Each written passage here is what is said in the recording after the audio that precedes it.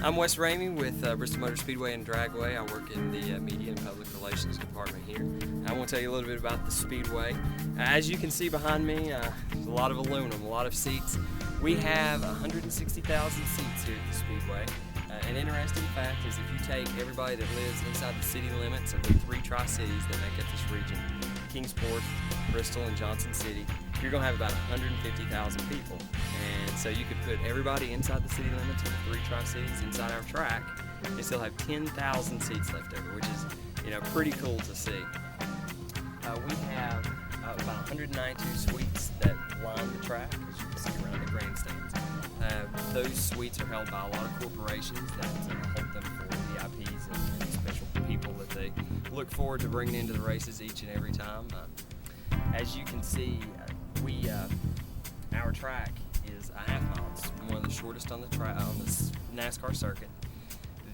Everything you see, the grandstands, the speedway, and the infield is approximately 13 acres.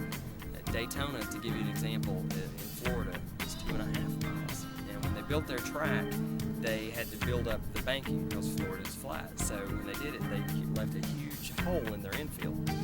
They decided to stock it with fish, put water in it, and made it a lake.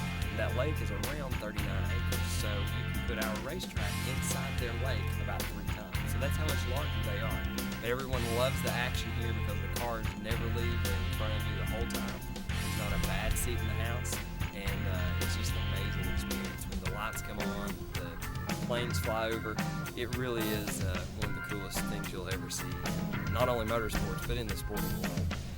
We've been named one of the top tickets in all of sports. We've been voted the #1 track in NASCAR, the #1 races in NASCAR, the best sports town. We've been named one of the most best sports towns in the country. A lot of accolades have been laid upon us, and we're really appreciative of that.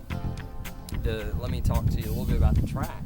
The track itself was originally built in 1961, and this land used to be a dairy farm. Two very smart men back in the 60s, Larry Carrier and Carl Moore, went to Charlotte, saw the Speedway, and decided, hey, we want to build one of those back home. So they went to Piney Flats to try and find a place to put their track, and the people in Piney Flats said, we don't want a racetrack here, don't come here. So they came back down the road and they found what was a dairy farm at the time. They bought the land, built the track, and things have changed over time, but this is what we have now. The track was originally asphalt, and the banking was much lower. They've raised it over time. It was asphalt until the early 90s. The cars at the time, they were putting a lot of stress on the asphalt, and the asphalt would buckle. So they knew they needed something stronger for the cars to race on. So they concreted the track in 1992. They didn't have a lot of sophisticated equipment to lay down. They were using 2x4s and string, and it was really something to see the pictures of it as they were doing it. And then in the mid-2000s, the track started to deteriorate again.